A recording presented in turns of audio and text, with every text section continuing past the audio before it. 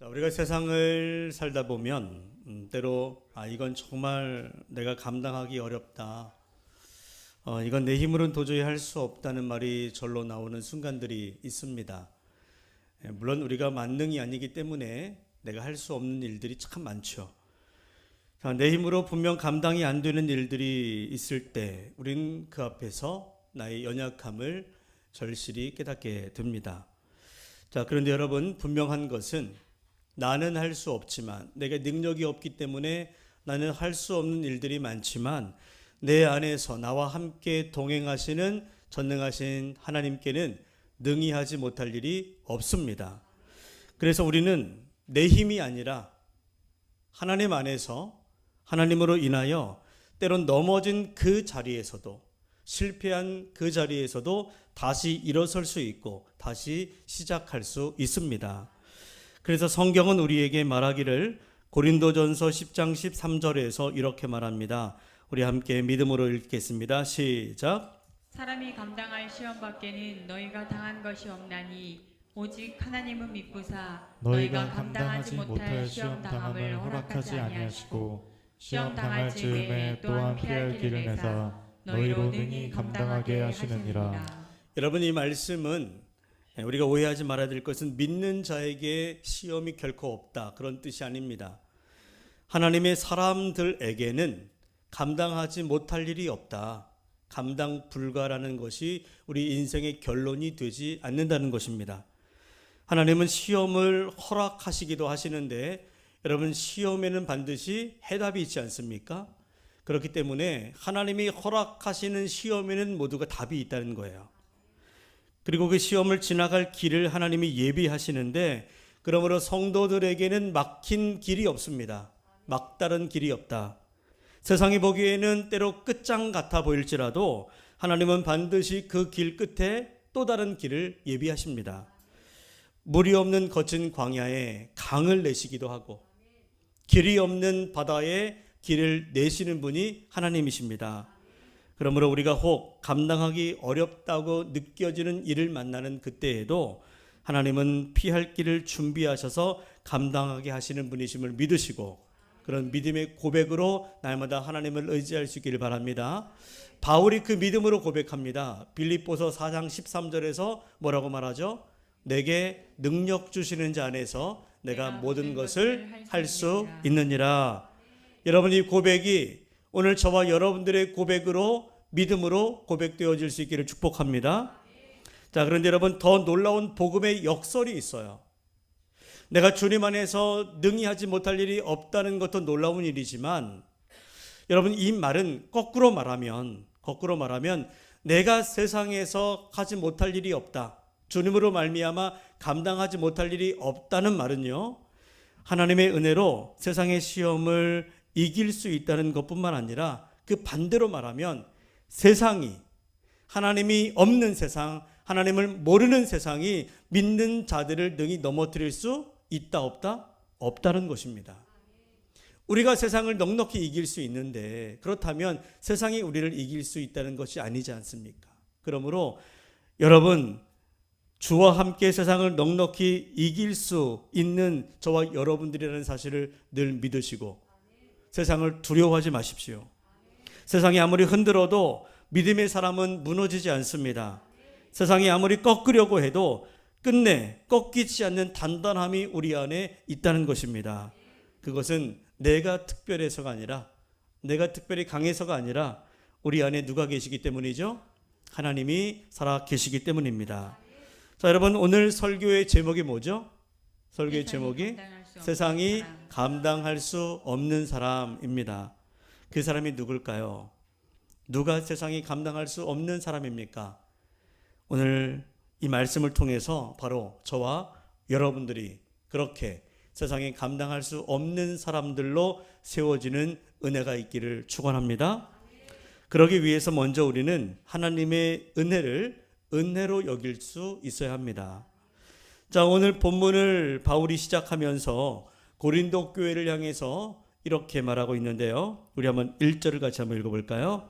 시작. 우리가 하나님과 함께 일하는 자로서 너희를 권하노니 하나님의 은혜를 헛되이 받지 말라. 하나님의 은혜를 헛되이 받지 말라 이렇게 말하고 있습니다. 자, 헛되이라고 하는 말은 은혜를 받았으면서도 그 은혜를 때로 값싸게 여기거나 혹은 그 은혜가 삶에서 아무런 영향도 주지 않는, 그 삶에 어떠한 은혜에 대한 열매도 맺혀지지 않는 상태를 말하는 거예요. 그래서 하나님의 은혜를 헛되이 받지 말라는 말에는 두 가지 의미가 있습니다. 첫 번째는 하나님의 은혜를 헛된 것으로 여기지 말아라. 헛된 것으로. 다시 말하면 소홀히 가볍게 별것 아닌 것처럼 여기지 말라는 거예요. 여러분, 은혜라는 것이 받으면 좋고, 물론 받으면 좋죠. 근데 받으면 좋고 안 받아도 그만인 것이 은혜입니까? 여러분, 우리에게는 하나님의 은혜라고 하는 것은 있어도 되고 없어도 되는 옵션, 선택사항이 아닙니다. 은혜는 그야말로 우리의 생명줄과 같은 거예요. 이거 놓치면 죽는 거, 이거 없으면 살 수 없는 거. 은혜가 없으면, 은혜의 공급이 끊어지면 우리는 한순간도 살아갈 수가 없습니다.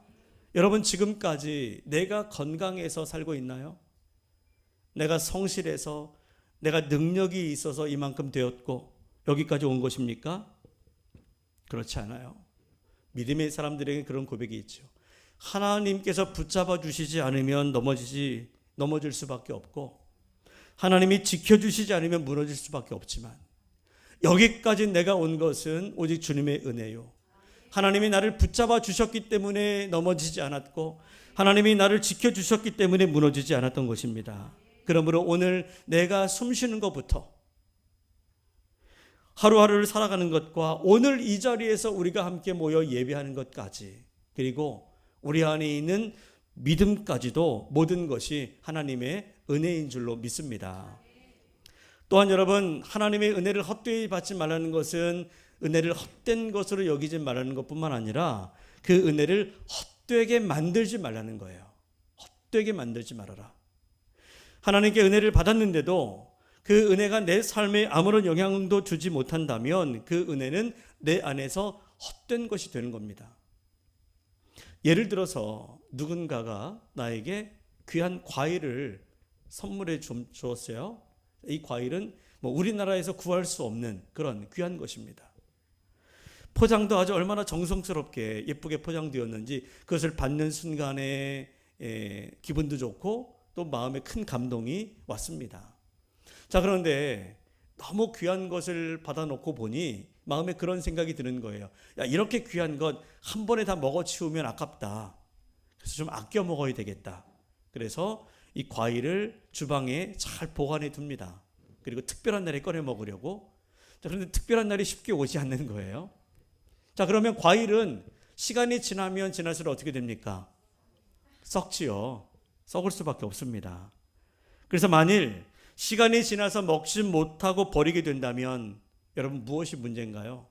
그 선물이 별로이기 때문입니까? 그 선물을 한 사람의 정성이 부족했기 때문입니까? 그게 아니죠. 그 선물을 보관만 하다가 끝내 맛보지 못한 내게 잘못이 있는 거예요. 자, 그렇게 되면 분명 나는 선물을 받았지만 결국 나는 선물을 받지 않은 것과 마찬가지가 되는 것입니다.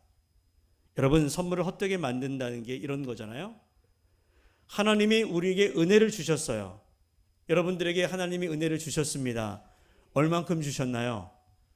많이 주셨는데도 그냥 많이가 아니죠. 주셔도 너무나 많은 은혜를 주셨고 너무나 큰 은혜를 우리들에게 주셨습니다. 그런데 하나님이 그렇게 많은 은혜, 큰 은혜를 우리에게 주셨는데 그 주신 목적이 무엇입니까? 그 은혜를 잘 받아서 고이 잘 모셔두라고 주신 걸까요? 받은 은혜를 드러내면서 사람들에게 자랑하라고, 나 이런 거 받았다고 자랑하라고 주신 겁니까? 왜 주셨나요? 먼저는 그 은혜를 맛보고 누리라고 주셨습니다.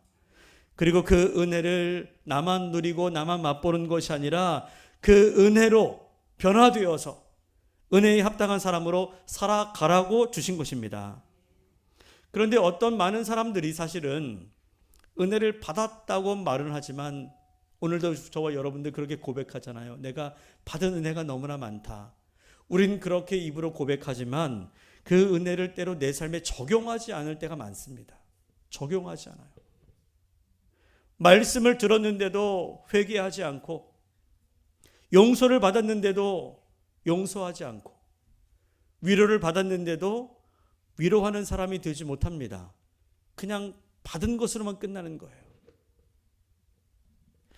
은혜를 받고 간직만 하고 그 은혜로 내 삶을 바꾸고 그 은혜를 끼치지 못한다면 은혜는 여전히 귀한 것이지만 내 안에서 아무런 열매로 맺혀지지 못합니다. 그것이 바로 은혜를 헛되이 받는 거예요. 그것이 바로 은혜를 헛되게 만드는 것입니다. 그러므로 여러분, 오늘 주시는 은혜가 여러분들 안에 있다면, 여러분들에게 하나님이 주시는 은혜가 오늘 이 시간에 여러분들에게 주어진다면 그 은혜를 받아서 마음 한편에 간직만 하지 마십시오. 그리고 언젠가 그 은혜를 꺼내서 은혜대로 살겠다, 은혜대로 그 은혜를 끼치겠다, 이렇게 미루지 마십시오. 오늘 그 은혜가 여러분들의 삶을 변화시키는 능력으로 나타날 수 있도록 은혜를 붙드시고 그 은혜에 합당한 자로 설 수 있게 되기를 축복합니다. 자, 이어서 바울은 은혜를 은혜로 여길 뿐만 아니라 두 번째로 모든 일에 하나님의 일꾼으로 자천한다, 이렇게 말하고 있습니다. 자, 우리 한번 4절을 같이 한번 읽어볼까요? 4절 시작. 오직 모든 일에 하나님의 일꾼으로 자천하여. 자, 자천하다. 자천 무슨 말입니까? 자천이라는 말은 자기 스스로를 추천하다, 그런 뜻이에요. 자기를 추천하다, 자원하다라는 그런 말이죠. 바울이 일꾼을 찾으시는 하나님께서 누가 나를 위해서 갈까? 누가 나를 위해서 일하겠느냐라고 일할 사람을 찾으실 때 바울이 손을 번쩍 들고 주님, 제가 여기 있습니다. 제가 하겠습니다. 이렇게 자원해서 일하겠다는 거예요. 스스로 일꾼이 되겠다고 자천한 겁니다. 왜 그렇게 했을까요? 하나님의 일꾼이 되는 길이, 주님의 일을 하는 것이 성공이 보장되고 출세가 보장되고 명예로운 길이기 때문일까요? 그렇지 않습니다.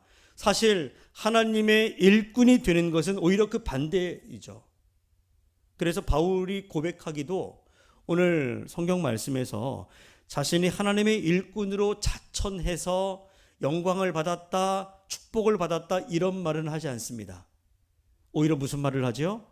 내가 환난과 궁핍과 고난과 매맞음과 갇힘 등등의 모든 고난을 다 받았다고 말합니다.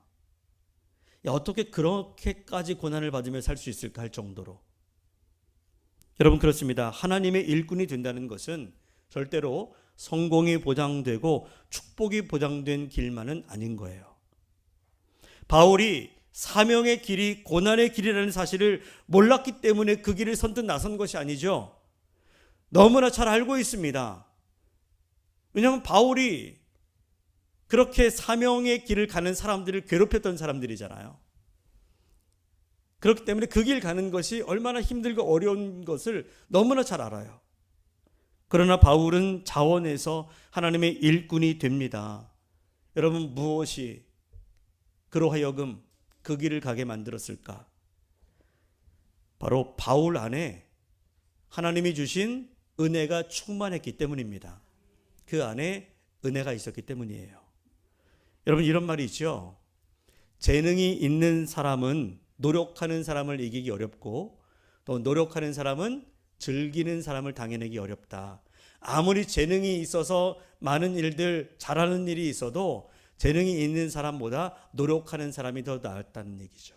그리고 아무리 노력해도 그 일을 즐겁게 하는 사람을 이겨낼 수 없다, 이제 그런 뜻입니다. 왜 그럴까요, 여러분? 이것은 억지로 하는 노력은 무언가를 성취하고 이룰 수는 있지만 끝까지 가지 못해요. 왜냐하면 지치기 때문에. 하지만 즐거움으로 하는 일은 오래 갑니다. 오래 가는 거예요. 결국 누가 이기느냐? 여러분, 누가 이깁니까? 끝까지 가는 사람이 이기는 거예요. 끝까지 가는 사람이. 마라톤을 보십시오. 열심히 뛴다고 이기는 게 아니라 누가 이기는 거예요? 끝까지 가는 사람이 이기는 거예요. 끝까지. 신앙도 그렇습니다. 주님을 위한 일도 그렇죠. 마지못해 하면 결국에는 누구나 지칠 수밖에 없어요. 그러나 은혜를 알고 그리스도의 사랑에 붙잡혀 자원함으로 섬기면 이야기는 달라집니다. 여러분, 기쁨으로 주의 일을 하는 사람은 세상이 감당할 수가 없어요. 세상이 이겨낼 수 없습니다. 왜냐하면 누가 칭찬해도 우쭐하지 않게 되고, 누가 알아주지 않아도 서운해하지 않고, 힘들어도 다시 결국엔 그 자리에 서기 때문이죠. 그러나 자원하지 않는 누군가 억지로 시켜서 떠밀려서 하게 되면 하다가 결국에는 칭찬해 주지 않는다고 서운해하고, 힘들면 주저앉게 되는 거예요. 결국 바울이 고난의 길을 알면서도 자천하여 일꾼이 된 것은 의지가 강해서가 아니라 은혜가 더 강했기 때문이죠. 그 은혜가 바울을 움직인 힘이었습니다. 그래서 바울은 고난 속에서도 낙심하지 않았고 궁핍 속에서도 무너지지 않았습니다. 사람의 평가와 오해 속에서도 결코 그 사도의 직분을 내려놓지 않고 그 길을 끝까지 걸어갈 수 있었던 것이죠. 여러분, 하나님의 은혜는 너무나 좋은 거예요. 그 은혜 없이 우리 살아갈 수 없습니다. 그런데 하나님의 은혜는 결코 우리를 편한 길로만 이끌어가지는 않는다는 거예요. 은혜는 사람으로 하여금 하나님의 부르심을 듣게 만들고 그 부르심 앞에 서게 하고 그분께 반응하고 움직이게 하는 힘인 거예요. 여러분, 우리도 하나님의 은혜에 붙잡혀서 기쁨으로 자원하는, 그래서 세상이 감당하지 못하는 하나님의 거룩한 일꾼들로 세워질 수 있게 되기를 주님의 이름으로 간절히 축원합니다. 자, 이와 같이 하나님의 은혜로 무장하는 사람, 세상이 감당할 수 없는 사람이 된다는 것인데 왜 그럴까요? 왜 하나님의 은혜로 무장하는 사람, 하나님의 은혜로 충만한 사람이 세상이 감당하지 못하는 사람이 될 수 있느냐? 여러분, 그것은 은혜를 받는다는 것은 그냥 좋은 말 듣고 그래서 마음이 감동이 되고 그래서 마음이 행복해지고 편해지고 이런 것만이 은혜가 아닙니다. 사실 은혜를 받으면 그 은혜로 무장한다는 것은 우리의 마음에, 우리의 인생에 쿠션을 하나 가지고 있는 것과 마찬가지가 됩니다. 쿠션, 푹신푹신한 방석 같은 거 있죠? 내가 은혜를 많이 받으면 받을수록 내 마음의 쿠션이 더 풍성해지는 거예요. 여러분, 쿠션은 언제 그 효과가 나타납니까? 뭔가 충격이 올 때 쿠션이 있으면 그 충격을 완화시켜 주기 때문에 맞아도 덜 아프죠. 불편하지가 않게 되는 거예요. 여러분, 우리가 인생을 살아갈 때 우리들 마음에 이런 쿠션이 하나씩 다 필요합니다. 이게 있어야 돼요. 왜 그런가 하면 충격이 올 때, 우리 인생에도 충격이 오지 않습니까? 여러 인생의 큰 자극들이 고난으로, 슬픔으로, 아픔으로, 때로는 사람들의 어떤 차가운 말 한마디 때문에 차가운 시선들이, 예기치 않은 사건들이 끊임없이 우리들에게 충격으로 다가옵니다. 그런 것들을 우리가 쿠션이 없이 고스란히 내 몸으로, 내 어떤 마음으로, 내 인생으로 다 받아내면 처음에는 별것 아닌 것처럼 여겨져도 계속해서 그런 충격들이 반복되면 어떻습니까? 서서히 금이 가게 되고 균열이 생기고 결국에는 무너질 수밖에 없는 거예요. 그러므로 우리 안에 그런 쿠션이 있어서 이런 충격들을 완화시켜 줄 수 있는 완충 역할을 하는 쿠션이 필요한데 그 마음의 쿠션, 인생의 쿠션, 그게 무엇일까요? 오늘 성경은 그것을 하나님의 은혜라고 말하는 것입니다. 그래서 하나님의 은혜가 있으면 그 모든 충격을 내 몸으로 고스란히 받아내지 않고 그 쿠션으로 흡수하여 내가 견디고 이겨낼 수 있는 힘이 있지만 내 안에 하나님의 은혜라고 하는 쿠션이 없으면 그 모든 충격을 그대로 받아내기 때문에 말 한마디에 깊이 상처받게 되고 작은 오해에도 마음이 무너지게 되고 작은 손해를 보면 견딜 수 없어서 막 분노가 치밀고 잠이 오지 않는 거죠. 그런데 우리 안에 은혜가 들어오면 마음이 달라지는 거예요. 은혜가 충만하면 외부의 자격이 아무리 거세게 와도 그 충격이 절대로 내 마음을 무너뜨리지 못합니다. 날카로운 말에도 쉽게 상처받지 않고 오해를 받아도 때로는 너그럽게 이해하게 되고 억울한 일을 당해도 대수롭지 않게 툭툭 털고 일어설 수 있는 힘이 생기는 거예요. 여러분, 이것은 마음이 둔해졌기 때문이 아니라 은혜의 쿠션이 내 마음을 부드럽지만 단단하게 그리고 넓게 만들었기 때문이죠. 그리고 여러분, 더 놀라운 것은 그 은혜의 쿠션이 우리 안에 있으면, 그래서 내가 은혜로 반응하게 되면 외부에서 어떤 자극과 충격이 왔을 때 그것을 그대로 튕겨내고 나도 똑같이 그렇게 되받아치고 똑같이 반응하고 자극대로 반응하게 되면 세상은 뭐 너도 어쩔 수 없는 사람이구나, 뭐 그렇게 실망할 수 있고 또 우리를 우습게 여길 수 있겠지만, 우리가 은혜로 반응하면 세상이 기대하는 대로 그렇게 우리가 세상적으로 반응하지 않고 오히려 반대로 은혜로 반응하게 되면 세상이 놀랍니다. 얘는 뭘까? 뭐가 다를까? 그러면서 그 우리의 은혜의 반응에 세상이 감동을 받게 되고 거꾸로 세상이 변화되어지는 그런 능력의 통로로 쓰임받게 됩니다. 그런 일이 있었어요. 어느 교회에 한 집사님이 계시는데 어느 날 누군가 이 집사님에게 기분이 몹시 나쁜 말을 했습니다. 들으면 너무 기분이 상할 말. 사람들이 이렇게 모여 있는데 와가지고는 그 집사님을 향해서 좀 그럴 수 있느냐 그러면서 말을 하는데 사실을 또 확인하지도 않고 사실 확인도 하지 않고 그냥 들은 대로 이야기를 하는 거예요. 꽤 상처가 될 말을 했습니다. 주변 사람들이 속으로 생각할 때 그런 말 왜 할까? 그러면서 집사님 눈치를 살피는 거예요. 야, 저 말을 들었을 때 저분 분명 기분 나쁠 텐데. 또 시험 들어서 교회 안 나올 것 같다. 뭐 이런 생각까지 하게 되는 거죠. 아니나 다를까 그 집사님이 그 말을 들었을 때에 얼굴이 굳어졌습니다. 속으로 화가 막 치미는 거죠. 야, 내가 언제 그랬냐? 너가 봤어? 봤어? 그런 말을 하고 싶은데, 그런데 그렇게 말하면 분위기가 막 험악해지고 관계가 깨질 수밖에 없다는 것을 알기 때문에 이분이 이제 참는 거예요. 그래서 집사님이 잠깐 이제 숨을 고르더니 이렇게 말을 했습니다. 제가 부족해서 그런 말을 들을 수도 있겠습니다. 마음이 불편했다면 미안합니다. 그런데 사실 우리가 지금 다 힘들고 어려우니 서로 상처 주는 말을 하지 말자. 그리고 기도로 풀었으면 좋겠다. 오해하지 말라고. 그러면서 그 자리에서 화를 키우지 않아요. 감정대로 말하지 않습니다. 그리고 누군가 붙잡고 나 그런 사람 아니라고 뭐 애써 해명하려고도 하지 않았어요. 그리고 오히려 그날 저녁에 마음은 아프지만 또 화도 나고 억울하지만 그 문제를 가지고 하나님 앞에 엎드려 기도합니다. 그러자 며칠 뒤에 뭐 애써 사람들 만나서 해명하지 않았는데도 그 집사님이 오해를 했던 그 성도님이 찾아와서 이렇게 말합니다. 집사님, 제가 그때 잘 몰랐는데 너무나 미안하다고. 그런 거 아니었는데 내가 오해했네요. 자, 그러자 그 집사님이 이렇게 말을 합니다. 괜찮아요. 저도 연약한 사람이기 때문에 얼마든지 실수할 수 있고 또 얼마든지 그렇게 잘못할 수 있습니다. 자, 여러분, 놀라운 것은요, 그렇게 일이 아무 일 없다는 듯이 끝났어요. 자, 그런데 그 일이 있은 다음에 그 교회 분위기가 조금씩 따뜻해지는 거예요. 교회의 온도가, 공동체 분위기가 바뀌는 겁니다.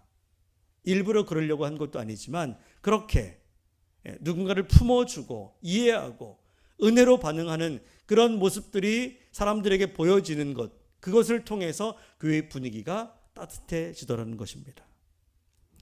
여러분, 그분이 마음이 둔해서 아니면 뭐 천성이 원래 착하기 때문에 그렇게 화내지 않고 반응한 겁니까?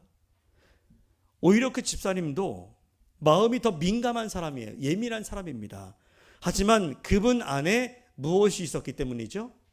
은혜가 있었기 때문이죠. 그 은혜가 마음의 쿠션이 되어서 그 어떤 자극에도 그 자극대로 반응하지 않고 한 번 더 생각하고 한 번 더 참아내고 한 번 더 기도하면서 외부의 충격을 은혜로 받아냈기 때문이에요. 기도로 걸러내고 사랑으로 품어냈기 때문에 날카로운 말이 와도 무너지지 않았고 오히려 그 일로 인해서 세상을 감화감동시키는 통로로 쓰임받게 된 것입니다. 여러분, 이것은 뭐 특별한 사람에게 일어나는 일이 아니에요. 얼마든지 우리에게도 있을 수 있는 일입니다. 여러분들이 은혜로 마음의 쿠션을 가지고 세상을 향해서 반응한다면 여러분들 또한 그렇게 은혜의 통로가 될 수 있습니다. 여러분, 우리가 살아가는 이 세상 방식은, 세상의 논리는 사실 억울하면 안 되잖아요. 그래서 내가 한 대 맞으면 어떻게 해야 됩니까? 나도 한 대를 때리던지 아니면 죽도록 패던지 말이죠. 왜냐하면 대로 받으면 어떻게 갚아라? 말로 갚아라. 이것이 이 세상 방식이에요. 그래 직성 풀리죠.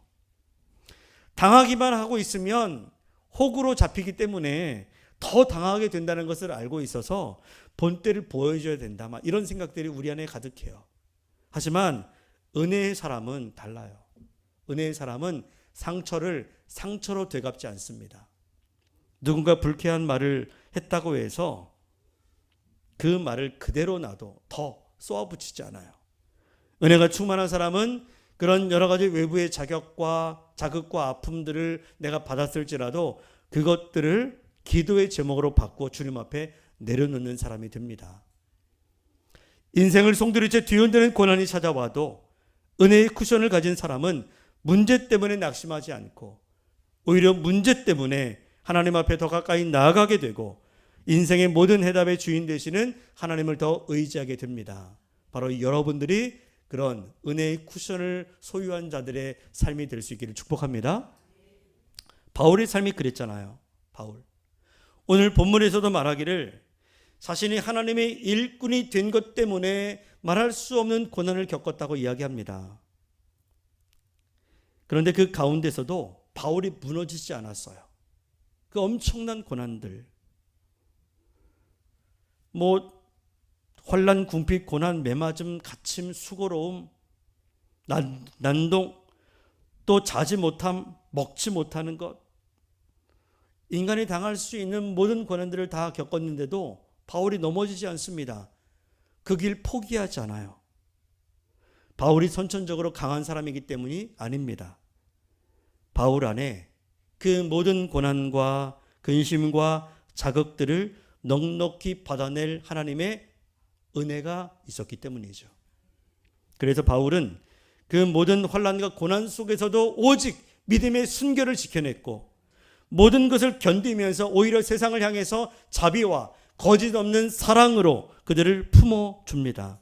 그러면서 바울이 오늘 이 고린도 후서 6장에서 8절부터 10절까지 이렇게 역설적으로 고백을 하는데, 자, 우리 같이 한번 고백해 볼까요? 자, 시작. 우리는 속이는 자 같으나 참되고 무명한 자 같으나 유명한 자요 죽은 자 같으나 보라 우리가 살아있고 징계를 받은 자 같으나 죽임을 당하지 아니하고 근심한 자 같으나 항상 기뻐하고 가난한 자 같으나 많은 사람을 부유하게 하고 아무것도 없는 자 같으나 모든 것을 가진 자로다. 그에게 무너질 이유가 너무 많죠. 싸우고 화낼 일들이 너무 많습니다. 그러나 무너지지 않죠. 바울은 분노하지 않고 싸우지 않습니다. 바울의 현실은 사역을 하면 할수록, 사명의 길을 걸어가면 걸어갈수록 너무나 힘들고 어렵고 환난과 근심이 끊이지 않는 삶이었지만 그의 중심에, 그의 마음에 변함없는 하나님의 은혜가 바로 세워져 있었기 때문에 그는 결코 슬픔과 절망에게 자신의 인생과 자신의 마음을 절대로 빼앗기지 않았습니다. 여러분, 은혜로 무장한다는 것은 바로 이것이에요. 은혜 받은 사람, 은혜로 충만한 사람의 모습은 바로 이런 것입니다. 세상이 던지는 그 자극을 그대로 맞고 깨지는 사람이 아니라 은혜로 흡수하고 품어내어서 그것을 때대로 선으로 바꾸는 사람, 멋진 사람이죠.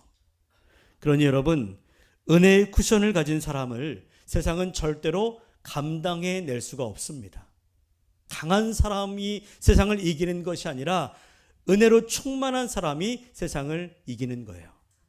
여러분, 오늘 우리는 무엇으로 우리 인생을 채우고 우리의 마음을 무엇으로 무장하고 있습니까? 세상의 방식으로 무장하면 더 날카로워지고 더 예민해지고 더 쉽게 상처받고 더 쉽게 공격하며 세상과 싸우는 사람이 될 수밖에 없습니다. 그러나 은혜로 무장하면 마음은 한없이 넓어지죠. 충격이 와도 부서지지 않습니다.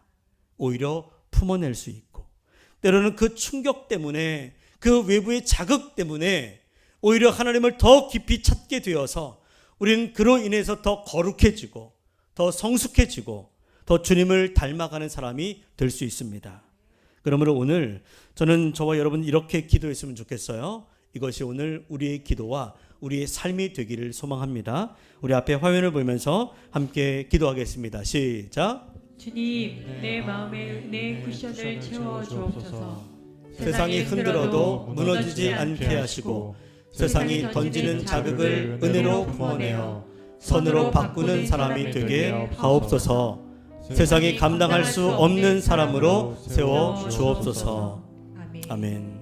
은혜로 무장한 사람은 결국 세상이 감당할 수 없는 사람이 됩니다. 그러므로 오직 은혜가, 하나님이 주시는 그 은혜가 여러분 마음과 인생의 쿠션이 되어서 그 은혜로 사람을 품고 그 은혜로 상황을 품고 모든 시험을 통과하여 결국에 세상이 감당할 수 없는 그런 강건한 사람, 거룩한 주의 일꾼들로 다 세워질 수 있기를 주님의 이름으로 간절히 축원합니다.